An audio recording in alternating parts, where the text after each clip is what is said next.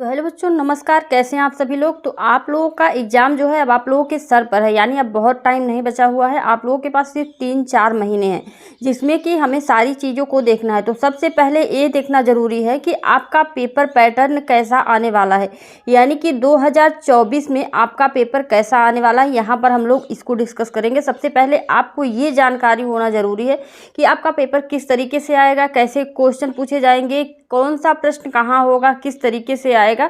तो इसको सबसे पहले समझेंगे, ठीक है। तो यहाँ पर हम आपको 2024 का आपको मॉडल पेपर समझाएंगे। मॉडल अगर आप ये पेपर सॉल्व कर लेते हो, ठीक है, बहुत ही अच्छे तरीके से एकदम कंसिस्टेंस होकर आप लोग इसको सॉल्व करिएगा, भागिएगा नहीं। क्योंकि यहाँ अगर आप इस पेपर को सॉल्व कर लेते हो तो आप गारंटी है कि आप बोर्ड का पेपर 100% सॉल्व करोगे, ठीक है। तो चलिए शुरू करते हैं। सबसे पहले देखिए खंड अ है। यहाँ पर समय आपका 3 घंटे 15 मिनट का दिया गया है।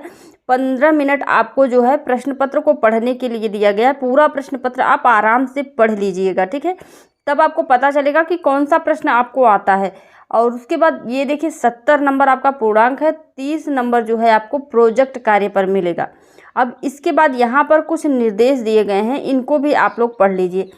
15 मिनट परीक्षार्थियों को प्रश्न पत्र पढ़ने के लिए दिया गया है। प्रश्न 2 खंड में होगा, खंड ब और खंड अ, ठीक है। प्रश्न पत्र के खंड अ में बहुविकल्पी प्रश्न होंगे जो 20 नंबर के होंगे, और जिसमें सही विकल्प का चयन करके आपको कॉपी में नहीं बल्कि OMR शीट मिलेगी आपको, उसमें आपको टिक लगाना है। इस तरीके से गोला रहेगा, उसी को भर देना है, ठीक है, जो सही रहेगा। मैं आपको इसको भी भरना बताऊंगी। मैंने एक वीडियो ऑलरेडी बना रखा है OMR शीट के लिए, तो आप उसको भी देख सकते हैं। बाकी मैं फिर से आप लोगों को OMR शीट भरना बता दूंगी। उसके बाद देखिए खंड अ में बहुविकल्पी प्रश्न हेतु तो 1-1 नंबर दिए गए हैं, और प्रश्न पत्र हल करने के लिए 1 घंटे का समय दिया गया है। बाकी 2 घंटे जो हैं आपको वर्णनात्मक प्रश्न को हल करने के लिए लेना है। तो चलिए शुरू करते हैं यहाँ से बहुविकल्पीय क्वेश्चन को। यहाँ पर देखिए 20 नंबर यहाँ पर मिलेंगे अगर आप पूरे बहुविकल्पीय क्वेश्चन को सॉल्व कर लेते हो। तो सबसे पहला यहाँ पर क्वेश्चन देखिए है, बाबू गुलाब राय किस युग के लेखक हैं। तो यहाँ पर कौन सा ऑप्शन सही होगा, भारतेंदु युग होगा या फिर शुक्ल युग होगा, द्विवेदी युग होगा या फिर शुक्लांतर युग होगा। तो यहाँ पर जो सही ऑप्शन है वो द्विवेदी युग है। बाबू गुलाब राय द्विवेदी युग के लेखक हैं, ठीक है। अगला है, चिंतामणि किस विधा की रचना है। तो चिंतामणि किस विधा की रचना है, निबंध की है, नाटक की है, कविता है, कहानी है, क्या है। तो चिंतामणि जो है ये निबंध है, ठीक है। और ये क्वेश्चन बहुत ज़्यादा पूछा जाता है। इसमें जो क्वेश्चन पूछा जा रहा है सारे क्वेश्चन आपके बहुत ही ज़्यादा इंपॉर्टेंट है। आप चाहो तो नोट में इसको नोट भी कर सकते हो। गबन किसकी रचना है। तो यहाँ पर देखिए मुंशी प्रेमचंद ऑप्शन है, निराला है, जयशंकर प्रसाद और हरिकृष्ण प्रेमी। तो यहाँ पर गबन जो है वह मुंशी प्रेमचंद की है, इस पर सही करेंगे। अगला देखेंगे, शुक्ल युग की समय अवधि है, यानी कि शुक्ल युग का समय कब से कब तक है। तो यहाँ पर देखिए 4 ऑप्शन दिए गए हैं, 1936 से 1943 तक, या फिर 1900 से 1918 तक, या फिर 1919 से 1938 तक। उपरोक्त में से कोई नहीं। तो जो ऑप्शन आपको सही लगेगा उस पर लगाएंगे, ठीक है। तो यहाँ पर देखिए ये ऑप्शन सही है, 1919 से 1938 तक। इसको नोट करके रख लीजिए, शुक्ल युग की समय अवधि इतना है, ठीक है। उसके बाद अगला क्वेश्चन देखेंगे, नीड़ का निर्माण फिर किस विधा की रचना है। यहाँ पर देखिए 4 ऑप्शन है, जीवनी है, साक्षात्कार या फिर भेंट वार्ता, आत्मकथा, रेखाचित्र। तो नीड़ का निर्माण जो है हरिवंश राय बच्चन का है और ये आत्मकथा है, ठीक है। प्रिय प्रवास किस युग की रचना है। तो प्रिय प्रवास किस युग की रचना है। यहाँ पर 4 ऑप्शन है, द्विवेदी युग, प्रगतिवादी युग और भारतेंदु युग, छायावादी युग। तो प्रिय प्रवास जो है द्विवेदी युग की रचना है, और ये जो है अयोध्या सिंह उपाध्याय के द्वारा लिखी गई है। प्रिय प्रवास जो है अयोध्या सिंह उपाध्याय के द्वारा लिखी गई है। अगला देखेंगे, मधुशाला किसकी रचना है। तो मधुशाला यहाँ पर देखिए रामधारी सिंह दिनकर, हरिऔंध है और हरिवंश राय बच्चन, सुमित्रा नंदन पंत। तो आपको जो ऑप्शन सही लगे आप कमेंट में ज़रूर बताते रहिएगा कि कौन सा ऑप्शन सही है, ठीक है। यहाँ पर देखिए हरिवंश राय बच्चन इसका सही ऑप्शन है। मधुशाला को जो है हरिवंश राय बच्चन ने लिखा हुआ है। भारत भारती किसकी रचना है। तो यहाँ पर 4 ऑप्शन है, सियाराम शरण गुप्त, मैथिली शरण गुप्त, जयशंकर प्रसाद, महादेवी वर्मा। तो भारत भारती जो है वह मैथिली शरण गुप्त की रचना है, द्विवेदी युग की है, ठीक है। अगला क्वेश्चन देखेंगे, आधुनिक काल कब से कब तक है? तो यहाँ पर देखिए 4 ऑप्शन है, 1843 से अब तक, या फिर 1918 से 1936 तक है, या फिर अगला ऑप्शन है 1643 से 1843 तक। तो ज़्यादातर बच्चे क्या करते हैं, कंफ्यूज होकर जो है 1643 से 1843 लगाते हैं, लेकिन आप लोगों को ये नहीं करना है, क्योंकि आधुनिक काल अभी भी चल रहा है। तो आपको क्या लगाना है, 1843 से अब तक। ठीक है, अगला क्वेश्चन देखिए, मतीराम किस युग के कवि हैं? तो मतीराम जो हैं वह आधुनिक काल के कवि हैं, या फिर आदिकाल के, या फिर भक्ति काल के, या फिर रीतिकाल के। तो यहाँ पर मतीराम जो हैं रीतिकाल के कवि हैं। अब ये मैंने आपको बताया ना कि आपको समझना है कि कैसे क्वेश्चन पूछे जाते हैं, आपको जो है बोर्ड एग्जाम में कैसे क्वेश्चन पूछे जाएंगे। तो यहाँ पर आपने देखा जो है 10 नंबर जो हैं, यानी कि 10 प्रश्न जो हैं वो आपके हिंदी गद्य साहित्य और पद्य साहित्य, यानी कि 5 नंबर आपको हिंदी गद्य साहित्य से मिल रहे हैं और 5 नंबर आपको हिंदी पद्य साहित्य से मिल रहे हैं। ठीक है, और ये जो है आपका यहाँ पर 10 ऑप्शन और है, यानी कि 20 नंबर की क्वेश्चन है। ये जो क्वेश्चन है इसमें आपको 10 नंबर मिलेगा, और ये व्याकरण से है, यानी कि हिंदी व्याकरण से क्वेश्चन पूछे गए हैं। हास्य रस का स्थायी भाव है, तो यहाँ पर देखिए ऑप्शन शोक है, रति है, हास है, निर्वेद है। ठीक है, तो सही ऑप्शन पर आप टिक लगाएंगे। पहली तो टिक नहीं लगाना है, आपको OMR शीट में भरना है। ठीक है, तो हास पर टिक लगा देंगे। उसके बाद अगला क्वेश्चन देखेंगे, सोहत ओढ़े पीठ पट श्याम सलोने गात मनो नीलमणि शैल पर आतप परियो प्रकाश। उपरोक्त पंक्तियों में कौन सा अलंकार है?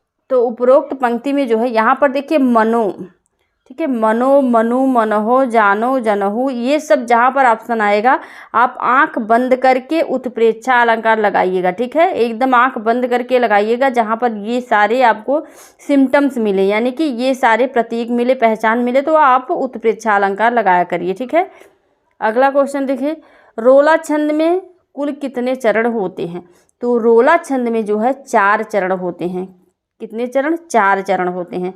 अगला क्वेश्चन, आकर्षण शब्द में किस उपसर्ग का प्रयोग किया गया है? तो आकर्षण शब्द में यहाँ पर देखिए आ का प्रयोग किया गया है, क्योंकि उपसर्ग का अर्थ है जो आगे में रहते हैं, जो वर्ण आगे रहते हैं उन्हें उपसर्ग कहते हैं। ठीक है, अगला क्वेश्चन देखिए, प्रत्यय के कितने भेद हैं? तो प्रत्यय के 2 भेद हैं। ठीक है, 2 भेद हैं, कृत प्रत्यय तो धित प्रत्यय। अगला देखिए, पीताम्बर में कौन सा समास है? तो पीताम्बर में जो है बहुव्रीहि समास है। अगला देखिए, आंसू का तत्सम रूप है, आपको संस्कृत शब्द बताना है। ठीक है, तो यहाँ पर आंसू का तत्सम अश्रु हो जाएगा। ठीक है, यण संधि का सूत्र है, यण संधि का सूत्र है तो इको यणच, इको यणच जो है यण संधि का सूत्र है। अगला देखिए, फलस्य शब्द का एक वचन एवं विभक्ति है, तो फलस्य शब्द का यहाँ पर देखिए आप फलस्य शब्द का यहाँ पर लगा दीजिए, लेकिन ये जो विभक्ति और वचन है ये सब करने में आप लोगों को काफ़ी दिक्कत होती है। इसके लिए मैं एक ट्रिक लेकर आऊँगी जो आप लोगों को 1-2 दिन में वीडियो मिल जाएगा। तो अगर आपने अभी तक चैनल को सब्सक्राइब नहीं किया है तो चैनल को सब्सक्राइब कर लीजिए, क्योंकि ऐसे ट्रिक वाली वीडियो मैं लगातार आपको देने वाली हूँ, ताकि आपको बोर्ड एग्जाम में ज़्यादा मेहनत न करना पड़े और आप ट्रिक लगाकर सारे क्वेश्चन को सॉल्व कर लो। ठीक है, तो यहाँ पर देखिए षष्ठी विभक्ति एक वचन है, ये सही ऑप्शन है। ठीक है, अगला क्वेश्चन देखिए, अपठ्ठ धातु का वचन एवं पुरुष है, तो यहाँ पर अपठ्ठ जो है आप देखोगे तो लंग लकार में जो है अपठ्ठ सबसे पहले आता है, यानी कि अपठ्ठ एक वचन और प्रथम पुरुष है। ठीक है, एक वचन प्रथम पुरुष, तो दूसरा ऑप्शन मिलता है। अब यहाँ पर देखिए वर्णात्मक प्रश्न, यानी कि हम खंड ब में आ चुके हैं और ये वर्णात्मक प्रश्न है और इसमें 50 नंबर मिलेंगे। 20 नंबर हमने, अगर आप क्वेश्चन पूरा सॉल्व करे हो सही से तो 20 नंबर आपको ऊपर से मिल गए। और उसके बाद यहाँ पर देखिए पहला क्वेश्चन जो है वर्णात्मक प्रश्न से, निम्नलिखित गद्यांश पर आधारित 3 प्रश्नों के उत्तर दीजिए। 2-2 नंबर सबके लिए मिलेगा। अगर आप एक प्रश्न देते हो तो 2 ही नंबर पाओगे, दोनों का देते हो तो 4 नंबर मिल जाएंगे, अगर तीनों का उत्तर देते हो तो आपको 6 नंबर पूरे मिल जाएंगे। ठीक है, तो यहाँ पर यह कोई बात नहीं कि एक स्वभाव और रुचि के लोगों में ही मित्रता हो सकती है, समाज में विभिन्नता को देखकर भी लोग एक दूसरे की ओर आकर्षित होते हैं। जो गुण हम में नहीं है हम चाहते हैं कि हमारे मित्र में मिले, जिसमें वे गुण हो। चिंताशील मनुष्य प्रफुल्लित चित्त का साथ ढूंढता है, निर्बल बलि का, धीर उत्साही का उच्च आकांक्षा वाला चंद्रगुप्त युक्ति और उपाय के लिए चाणक्य का मुंह ताकता था। नीति विशारद अकबर मन बहलाने के लिए बीरबल की ओर देखता था। ठीक है, ये आपने पढ़ लिया, पढ़ लेना है ध्यान से, तभी आप समझोगे कौन से पाठ से है, कौन सा लेखक है। ठीक है, तो ये जो है मित्रता पाठ से है। ठीक, मित्रता पाठ से लेखक कौन है? आचार्य रामचंद्र शुक्ल। आचार्य रामचंद्र शुक्ल। चलिए अब इसको देखते हैं कि यहाँ पर क्या पूछा जा रहा है। उपर्युक्त गद्यांश का संदर्भ लिखिए। तो आपको संदर्भ लिखना है, संदर्भ हेडिंग डालिएगा और लेखक का नाम और पाठ का नाम लिख दीजिएगा। ठीक है, मैं आपको लिखना भी बता दूंगी, अगला जो वीडियो रहेगा नेक्स्ट वीडियो में मैं आपको लिखना बता दूंगी कैसे आप लोगों को क्वेश्चन को करना है। ठीक है, गद्यांश के रेखांकित अंश की व्याख्या कीजिए। तो रेखांकित अंश की व्याख्या यानी कि देखिए, यह कोई बात नहीं, उसके बाद आकर्षित होते हैं, इसी को आपको लिखना है।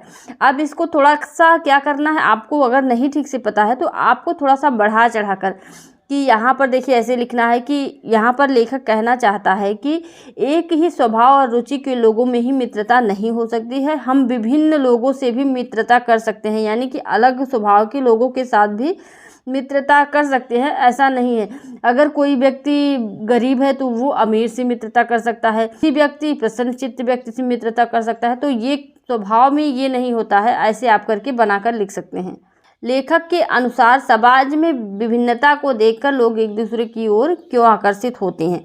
तो यहाँ पर आपको लिखना है कि लेखक के अनुसार समाज में लोग विभिन्नता देखकर अपने अभावों को भरने के लिए विपरीत गुणों की तरफ लोग आकर्षित होते हैं। जैसे निर्बल व्यक्ति बलवान की तरफ आकर्षित होता है, दुखी व्यक्ति प्रसन्नचित्त व्यक्ति की तरफ, अज्ञानी व्यक्ति ज्ञानी की तरफ आकर्षित होता है। कृष्ण और सुदामा की मित्रता को देख लीजिए, चाणक्य और चंद्रगुप्त की मित्रता को देख लीजिए, अकबर और बीरबल की मित्रता को देख लीजिए, राम और लक्ष्मण की मित्रता को देख लीजिए, कर्ण और दुर्योधन की मित्रता को देख लीजिए। ठीक है, ये सारी मित्रताएं हैं जो अलग अलग हैं। ठीक है, इनके स्वभाव एक नहीं है।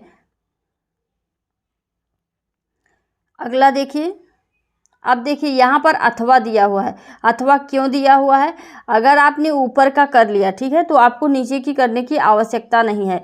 और बाई चांस मान लीजिए कि आपको ऊपर वाला आपने चैप्टर पढ़ा ही नहीं, कहाँ से पूछा गया है कहाँ से नहीं आपको नहीं मालूम है, तो आपके पास एक ऑप्शन है, आप इसको भी कर सकते हो। ठीक है, इसको कर सकते हो। यहाँ पर जितना नंबर आपको वहाँ पर मिला है वही नंबर आपको यहाँ पर भी मिलेगा। ठीक है, तो इसको देख लीजिए। हे भगवान, तब के लिए विपद के लिए इतना आयोजन, परम पिता की इच्छा के विरुद्ध इतना साहस, ये कहाँ से लिया गया है? ममता पाठ से। ठीक है, इसके लेखक कौन है? जयशंकर प्रसाद। ठीक, जयशंकर प्रसाद। अब देखिए, अब चलिए यहाँ से आपका संदर्भ क्लियर हो गया। संदर्भ में आपको लिखना है कि प्रस्तुत गद्यांश हमारी पाठ्य पुस्तक हिंदी के गद्य खंड में संकलित ममता नामक पाठ से लिया गया है। इसके लेखक जो हैं जयशंकर प्रसाद हैं। इस तरीके से लिखना है। गद्यांश के रेखांकित अंश की व्याख्या कीजिए। तो यहाँ पर देखिए, यहाँ से यहाँ तक की रेखा खींची गई, बस इतने का ही आपको व्याख्या करना है। अपने शब्दों में थोड़ा सा बढ़ा चढ़ा कर लिख दीजिएगा। ठीक है, बहुत ज़्यादा लिखना नहीं है क्योंकि 2 नंबर मिल रहे हैं, तो उसी हिसाब से सिर्फ समझ में आ जाए कि हाँ आप बता रहे हैं जो वो सही है। ठीक है, ममता द्वारा किस कार्य को इच्छा के विरुद्ध, ईश्वर की इच्छा के विरुद्ध बताया गया है?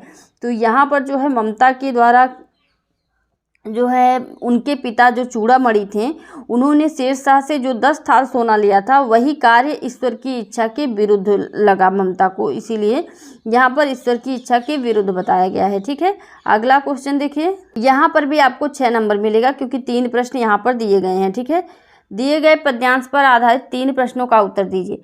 तो यहाँ पर जब आपको सबसे पहले तो देखिए, ये पद्यांश जो है आपको थोड़ा हार्ड लगेगा क्योंकि आप क्वेश्चन कर भी नहीं पाओगे ठीक से, क्योंकि आपको अर्थ नहीं पता है। अगर अर्थ नहीं पता है तो आप कैसे करोगे, इसलिए अर्थ जानना बहुत ही इम्पोर्टेंट है। ठीक है, तो चरण कमल बंदो हरिराई, जाकी कृपा पंगु गिरी लई हो, अंधे को सब कुछ दर्शाई, बहिरव सुने गोंग पुनि बोले, रंग चले सिर छत्र धराई, सूरदास स्वामी करुणामय, बार बार बंदो तिही पाई। पूरा आपको सॉल्व करके बता रही हूँ। ठीक है, ऐसे नहीं कि पूरा ये देख लेना ये देख लेना, क्योंकि अब आप लोगों के पास टाइम नहीं है। ठीक है, इसलिए चरण कमल बंदो हरिराई, यहाँ पर जो है सूरदास जी श्री कृष्ण की वंदना करते हुए बोलते हैं कि आपके चरण कमलों की मैं बार बार वंदना करता हूँ। जाकी कृपा पंगु गिर लई हूँ, आपकी कृपा से जो है लंगड़ा व्यक्ति चलने लगता है, अंधे को सब कुछ दिखाई देने लगता है, बहरा व्यक्ति को सब कुछ सुनाई देने लगता है, रंग चले सिर छत्र धराई, और जो गरीब व्यक्ति है उसके सिर पर छत्र धारण कर लेता है, वह सिर पर छत्र धारण कर लेता है। सूरदास स्वामी करुणा में बार बार बंदोपति ही पाई, मैं जो है बार बार आपके चरणों की, हे करुणामय, मैं आपके चरणों की बार बार वंदना करता हूँ। उपर्युक्त पद्यांश का संदर्भ लिखिए। संदर्भ में आपको लिखना है कि प्रस्तुत पद्यांश हमारी पाठ्य पुस्तक हिंदी के काव्य खंड में संकलित पद शीर्षक से लिया गया है, जो महाकवि सूरदास द्वारा रचित सूर सागर महाकाव्य से लिया गया है। ठीक है, उसके बाद देखिए अब आपको क्या करना है, रेखांकित अंश की व्याख्या कीजिए। तो यहाँ पर देखिए, बहिरव सुने गूंग पुनि बोले, बहुत सिंपल है, आपको रंग चले सिर छत्र, बस इतने का ही कहना है। ठीक है, तो आपको ऐसे लिखना है, कवि कहते हैं कि आपकी कृपा से तो बहरा व्यक्ति सुनने लगता है, गूंगा व्यक्ति बोलने लगता है, और जो गरीब व्यक्ति है रंग चले सिर छत्र धराए, जो गरीब व्यक्ति है उसके सिर पर छत्र धारण, वह सिर पर छत्र धारण कर लेता है, यानी राजा बन जाता है, तो फिर उसके सिर पर छत्र हो जाता है। ठीक है, इस तरीके से आपको बस इतना ही लिखना है। इसका इसी दोनों का कहा गया है, तो इसी दोनों का आपको लिखना है। उसके बाद अगला क्वेश्चन, उपर्युक्त पंक्तियों में कौन सा अलंकार है, यानी कि आप यहाँ पर देखिए इसका कौन सा अलंकार है, उपर्युक्त यानी कि एक लाइन में कौन सा अलंकार है। तो यहाँ पर जो अलंकार है वह रूपक अलंकार है। ठीक है, रूपक अलंकार है, नोट कर लीजिए, रूपक अलंकार है। उसके बाद अगला देखिए, अब अगला देखिए यहाँ पर अथवा करके दिया है, जैसे मैंने आपको ऊपर में बताया वैसे ही ये भी है। अगर आपको ऊपर वाला नहीं आता है तो आप इसको कर सकते हैं, आपके पास ऑप्शन है। ठीक, तो यहाँ पर सुन सुंदर वैन सुधारस साने सयाने जानकी जानी भली, तिरछे करी नयन तिन्हें समुझाई कछु मुस्काई चली, तुलसी ते ही अवसर सोए से ही राम है, अवलोकत लोचन लाहुवली, अनुराग तड़ाग में भानु उदय बिगसी मनुमंजिल कंजकली।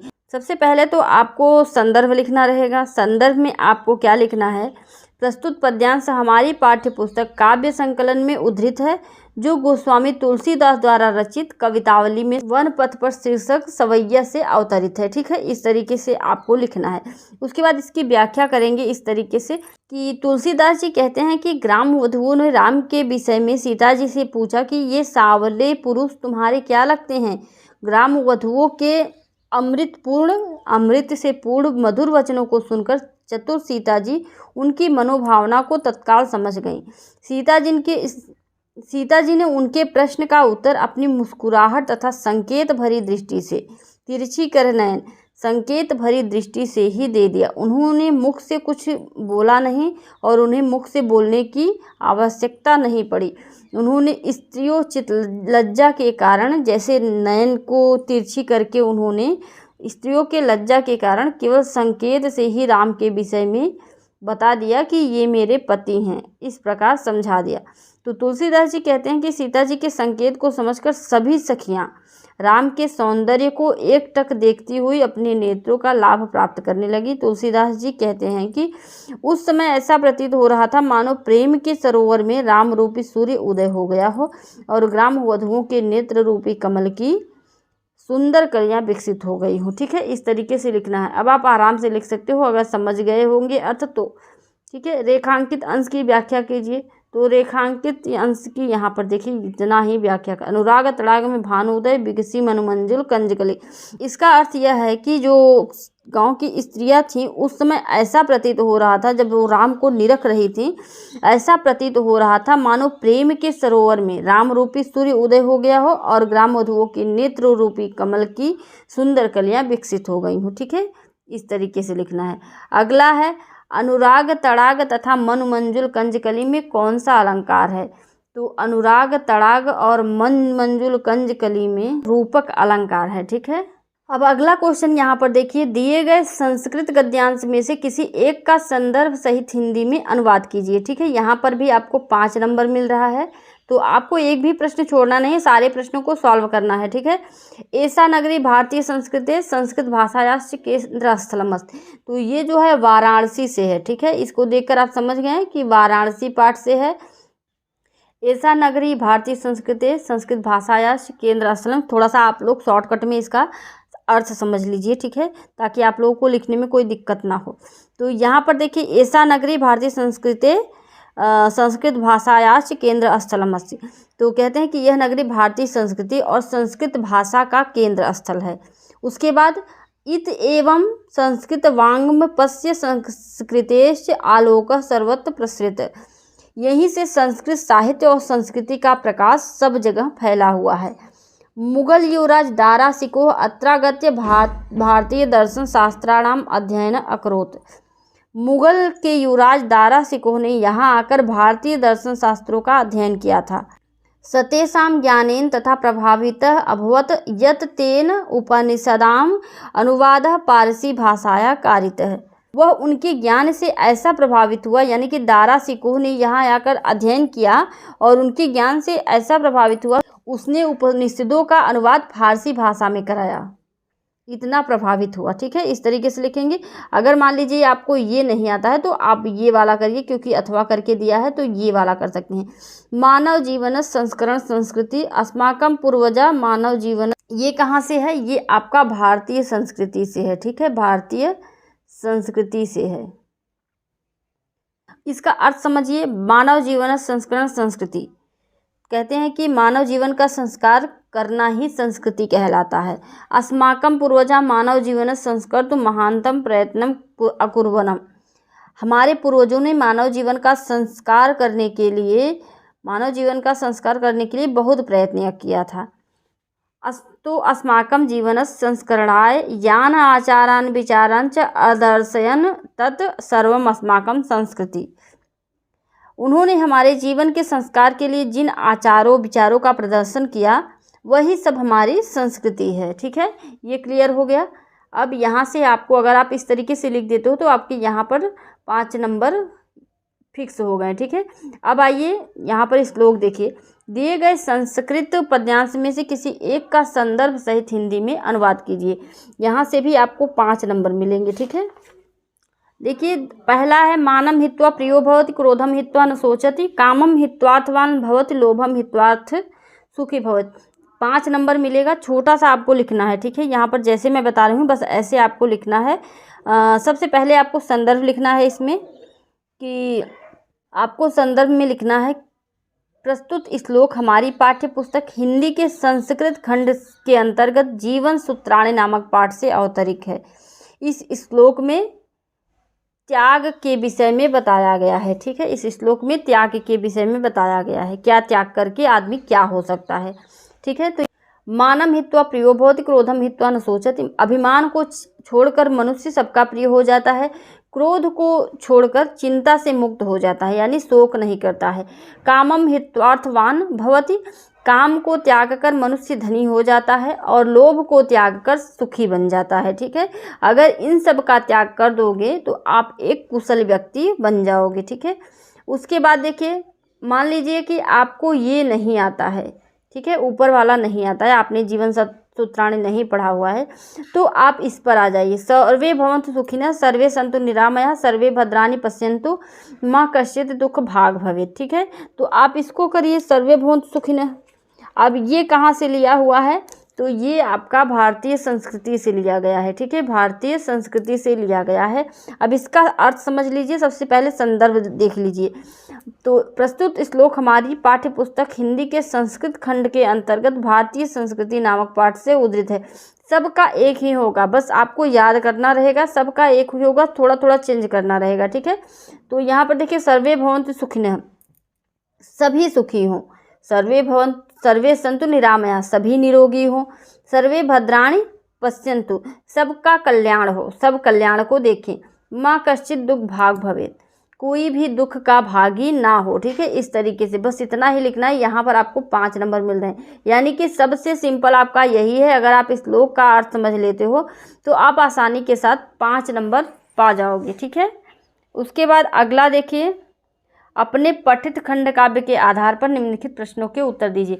तो आपको एक खंड काव्य, जैसे आप यहाँ पर देख रहे हो मुक्ति दूत दिया हुआ है, 2 प्रश्न दिया हुआ है, आपको एक करना है, क्योंकि देखिए किसी एक प्रश्न का उत्तर दीजिए। ठीक है, तो आपको 2 प्रश्न दिया गया, जो आपको आता हो। जैसे मुक्ति दूत खंड काव्य के आधार पर गांधी जी का चरित्र चित्रण कर लीजिए। मान लीजिए चरित्र चित्रण आप नहीं कर पाते हो तो यहाँ पर चतुर्थ सर्ग का कथानक अपने शब्दों में लिखिए। तो चतुर्थ सर्ग का कथानक लिख दीजिए। ठीक है, और यहाँ पर देखिए आपको खंड काव्य अपनी जिला के अनुसार करना है। कोई भी खंड काव्य तैयार करके नहीं जाना, क्योंकि अगर आप खंड काव्य करते हो और आपके जिला से नहीं है वो, तो आपका वो खंड काव्य जो आप किए हो वो नंबर पूरा कटेगा। ठीक है, तो सबसे पहले ये ज्ञात कर लीजिए कि आपको कौन सा खंड काव्य लगेगा। मान लीजिए ज्योति जवाहर है, ठीक है, एक ही करना है आपको इस तरीके से। सबसे पहले आप अपने कॉलेज में जाइए और पूछिए कि कौन सा खंड काव्य लगेगा। आधे बच्चे तो यही गलती करते हैं जिससे उनके 3 नंबर कट जाते हैं, तो आप ये गलती मत करिए, खंड काव्य का पता कर लीजिए। अगला क्वेश्चन 6वां है, दिए गए लेखकों में से किसी एक का जीवन परिचय लिखते हुए उनकी एक प्रमुख रचना का उल्लेख कीजिए। तो आपको देखिए बच्चे बहुत ज़्यादा पेज भरते हैं। ठीक है, आपको पेज भरने पर विशेष ध्यान नहीं देना है। 3 लेखक दिए गए हैं, यहाँ पर देखिए एक का करना है। जैसे जयशंकर प्रसाद का आप कर रहे हो, ठीक है, तो आपको क्या करना है, जयशंकर प्रसाद का जीवन परिचय लिखना है और उनकी एक रचना, बहुत सारी रचनाओं को भी नहीं लिखना है, सिर्फ जीवन परिचय लिखिए और एक रचना लिख दीजिए। ठीक है, आपको पूरे 5 नंबर मिलेंगे, इसमें कोई शक नहीं है। जो बहुत ज़्यादा लिखेगा उसको भी उतना ही मिलेगा और आपको भी मिलेगा, बल्कि आपको ज़्यादा मिलने के चांसेस हैं। ठीक है, उनके भी तो कट भी सकते हैं, क्योंकि वो जब कॉपी भर देते हैं तो एग्जामिनर समझ जाता है कि ये लिख जो है अपने मन से मनगढ़ंत कहानियाँ बनाया हुआ है। ठीक है, तो इसलिए आपको उतना ही लिखना है जितना इम्पोर्टेंट है। दिए गए कवियों में से जीवन परिचय लिखिए, तो ये भी उसी प्रकार से करना है। एक कवि का, जैसे आप गोस्वामी तुलसीदास जी का कर रहे हो तो बस उन्हीं का करिए। ठीक है, यहाँ से 5 नंबर आपको मिल जाएंगे। अब अगला देखिए, अपनी पाठ्य पुस्तक में से कोई कंठस्थ श्लोक लिखिए जो इस प्रश्न पत्र में न आया हो। तो आपके प्रश्न पत्र में कौन कौन सा श्लोक आया है? आपका श्लोक आया है जो है सर्वे भवन्तु सुखिनः मानम हित्वा प्रियो भवति। तो आपको मरणम मंगलम यत्र विभूतिश्च विभूषणम कौपीनम यत्र कौशेयाम सा काशी केन मीयते, इस श्लोक को लिख देना है। ठीक है, आप चाहे जो श्लोक याद करिए जो आपको सरल लगे, लेकिन जैसे आपको इसमें से दोनों में से नहीं लिखना है, अलग श्लोक लिखना है। ठीक है, ये मेरे बताने का रीज़न है। तो 2 नंबर यहाँ से भी आपके मिल जाएंगे। देखिए, निम्नलिखित में से किन्हीं 2 प्रश्नों का उत्तर दीजिए। यहाँ पर 4 ऑप्शन दिए गए हैं, लेकिन आपको 2 का देना है। ठीक है, लेकिन मैं आपको बता दूंगी चारों का। ठीक है, तो भारतीय संस्कृति मूलम किमस्ति, यहाँ पर आपको लिखना है विश्वस्य स्रष्टा ईश्वरः एकः एव अस्ति इति भारतीय संस्कृति मूलम अस्ति। ठीक है, इस तरीके से आपको लिखना है। अगला है पुरुराजः कः आसीत्, तो पुरुराजः कः आसीत् यानी पुरुराजः कौन था? तो पुरुराजः एकः भारतवीरः आसीत्। ठीक है, आपने दोनों लिख दिया, बस आपका हो गया, 4 नंबर यहाँ पर मिल जाएंगे। लेकिन मैं आपको इसका भी बता देती हूँ, चंद्रशेखरः कः आसीत्, चंद्रशेखरः एकः प्रसिद्धः क्रांतिकारी देशभक्तश्च आसीत्। ठीक है, वीर केन पूज्यते, वीर वीरेण पूज्यते। ठीक है, इस तरीके से लिखना है। यहाँ से आपके 4 नंबर मिल गए। अगला लास्ट क्वेश्चन देखिए, निम्नलिखित में से किसी एक विषय पर निबंध लिखिए। आपको यहाँ पर 4 ऑप्शन दिए गए हैं, लेकिन आपको एक पर लिखना है, चाहे आप जिस पर भी लिखिए। जैसे आप पर्यावरण संरक्षण के उपाय पर लिख दीजिए। ठीक है, आप ये लिख दिए, हो गया, 9 नंबर आपके मिल गए। इसमें आपको निबंध में ध्यान रखना है, आपको हेडिंग्स, जितनी हेडिंग्स है सारी आपको अच्छे से लिखनी है। जैसे देखिए, रूपरेखा भी डालना है। ठीक है, उसके बाद प्रस्तावना भी डालना है। बीच में जो हेडिंग्स होती हैं, पर्यावरण संरक्षण के उपाय, पर्यावरण से हानि, जो भी हेडिंग्स होती हैं उसको लिखना है। लास्ट में आपको जाकर उपसंहार लिखना है। ठीक है, तो सभी इम्पॉर्टेंट हैं, आपको अच्छे से करना है। तो आशा करती हूँ कि आप लोगों को सारी चीज़ें समझ में आ गई होंगी। अगर जो चीज़ समझ में नहीं आई है, आप बेफिक्र होकर कमेंट कर सकते हैं, मैं आपको अगली वीडियो में क्लियर करके बताऊँगी। और भी वीडियो जो है, और अगर आपको कुछ भी चाहिए, जो चीज़ आपको नहीं मिल रही, मान लीजिए कि आप चैप्टर पढ़ रहे हो जो आप नहीं समझ पा रहे, जीवन परिचय, जो भी एक्स्ट्रा आपको चाहिए, आप कमेंट करके बेफिक्र होके पूछ सकते हैं। मैं आपको सारे कमेंट का आपके उत्तर दूंगी। और जाते जाते यह भी कहूँगी, अगर आपको वीडियो अच्छा लगे तो लाइक ज़रूर कर दीजिएगा, क्योंकि आप लोग लाइक करना भूल जाते हैं। और आप लोगों के लिए इतना मेहनत मैं करती हूँ, तो आप लोग थोड़ा सा मेहनत कर दिया करिए, लाइक ज़रूर कर दिया करिए। चलिए, मिलते हैं नेक्स्ट वीडियो में। धन्यवाद।